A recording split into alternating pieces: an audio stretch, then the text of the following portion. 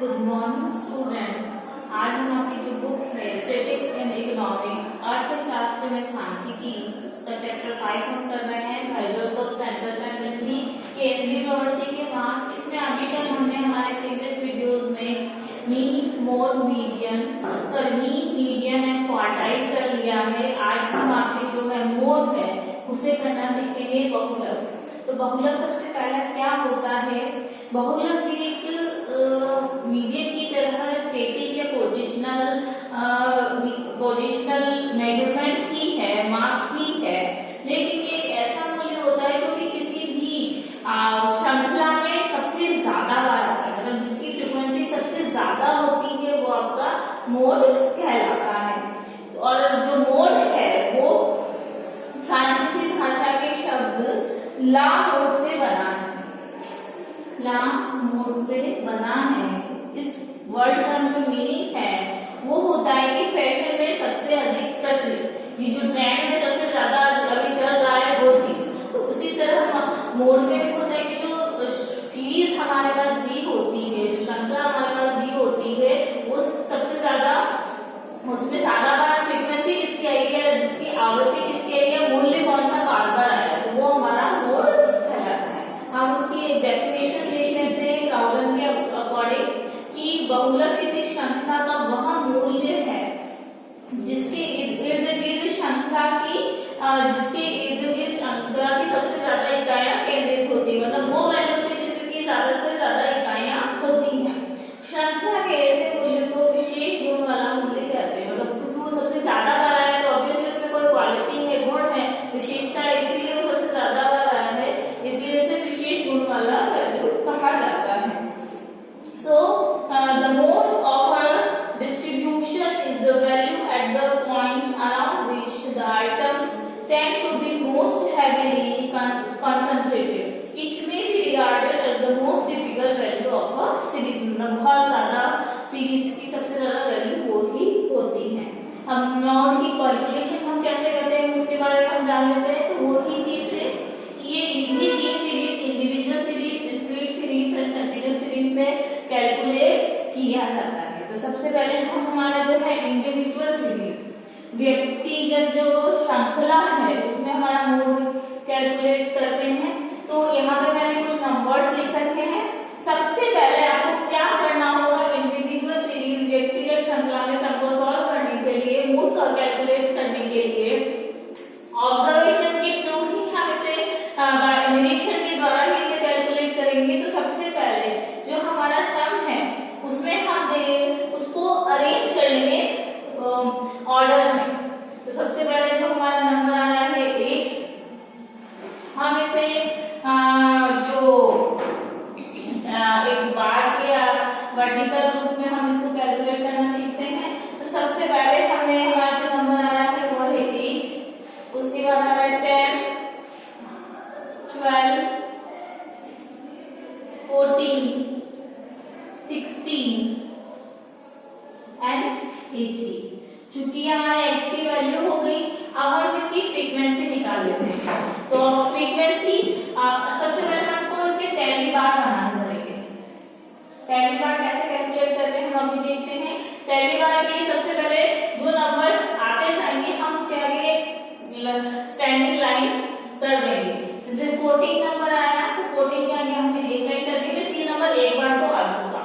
अब आया 16, उसके बाद हमने कर दिया, फिर आया हमारा 12, उसके बाद आया हमारा 8, उसके बाद आया 10, उसके बाद आया 14, फिर आया हमारा दोबारा से 12, फिर आया हमारा 14, उसके बाद आया हमारा 16, फिर आया हमारा 10, उसके बाद आया 12, फिर 14 और 14 दो बार आया लगातार, तो हम दो बार साइन करेंगे। लेकिन जैसे कि मैं आपको पहले भी बता चुकी हूँ, जब 4 लाइन्स हो जाती है तो स्टैटिक्स है उसमें जो 5th बार जब नंबर आता है उसको हम क्रॉस से शो करते हैं, एक टेढ़ी लाइन को चारों लाइन्स पे खींच देते हैं।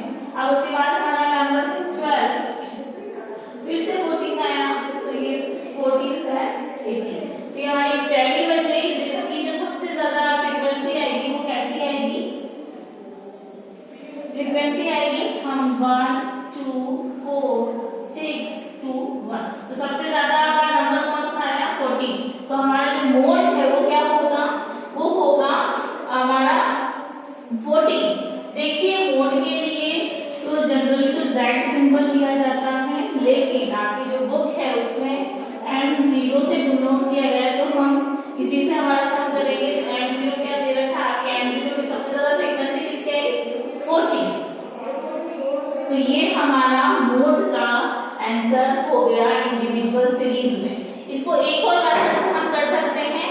इसमें क्या है, आप जितने भी नंबर्स आए ना उसे एक बार एक सीरीज में एक साथ दे दीजिए, लेकिन हाँ जैसे 14 6 बार है तो 14 को आपको 6 बार लिखना पड़ेगा। जैसे 8 1 बार है तो 8 को 1 बार लिखा, 10 2 बार है तो 2 बार लिखा, लेकिन आप इसको असेंडिंग ऑर्डर में जमा लीजिए और सिर्फ देखकर ही आप लिख सकते हैं कि जो 14 है वो 6 बार आया है, तो वो जो 14 है वो आपका आंसर हो जाएगा।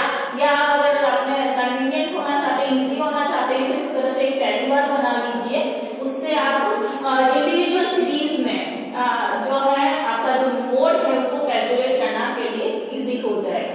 तो ये एक मेथड है इंडिविजुअल सीरीज में कि कैसे हम मोड को कैलकुलेट करते हैं। इसमें ये सिर्फ ऑब्जर्वेशन है, देख कर कि सबसे ज्यादा आवृत्ति किसकी आई है, फ्रीक्वेंसी किसकी आई है, उसकी जो वैल्यू है वो आपका आंसर हो जाएगी। अब इसके बाद हम हमारी डिस्क्रीट सीरीज है, जो खंडित श्रेणी है, उसमें एक सम देख लेते हैं।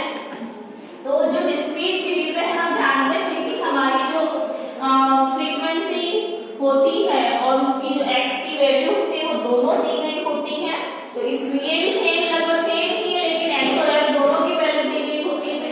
तो एक बार इस तरह के सम को भी हम देख लेते हैं। जैसे हमारा सम है जिसमें x की वैल्यू दे रखी है 10 12 14 16 18 20 22 24 26 एंड 28। तो ये हम हमारी सीरीज देख लेते हैं और हम इसकी फ्रीक्वेंसी डायरेक्ट दे रखी है, तो हो गई 1 2 4 8 14 10 7 4 2 1। तो ये हमारी एक सीरीज होगी जिसमें x और y दोनों की वैल्यू दे रखी है।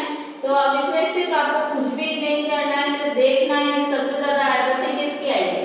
सबसे ज्यादा आवृत्ति आई है 14, जो फ्रीक्वेंसी सबसे ज्यादा कौन सी है 14, और 14 के सामने वैल्यू कितनी है 18 की। हमेशा हम वैल्यू को ही आंसर मानते हैं, तो 14 के साथ जो हमारी वैल्यू कितनी है वो 18 है। तो आपका जो मोड है वो क्या होगा 18। ये आपका आंसर है, आपको इसमें कुछ भी करने की जरूरत नहीं है, सिर्फ ऑब्जर्वेशन करके निरीक्षण करके आप कैलकुलेट कर सकते हैं कि आपका मोड क्या आया है। अब हम आपकी जो कंटिन्यूअस सीरीज है, जो अखंडित श्रेणी है, उसमें हम हमारा जो मोड है बहुलक है उसे कैलकुलेट करते हैं।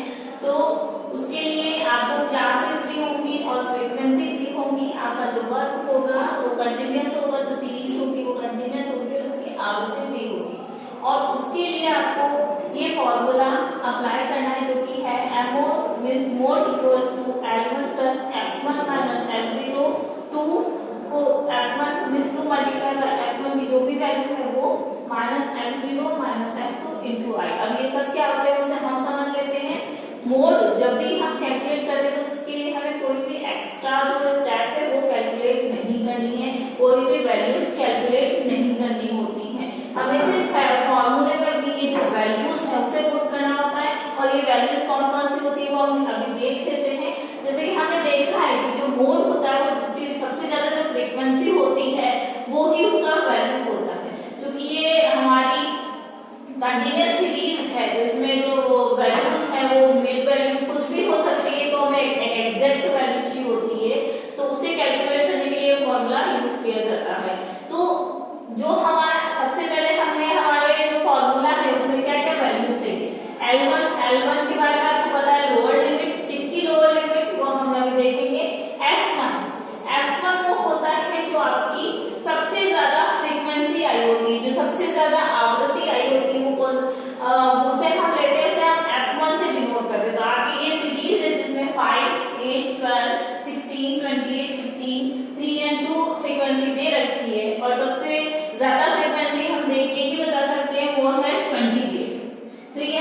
मोड वाली सीरीज होगी।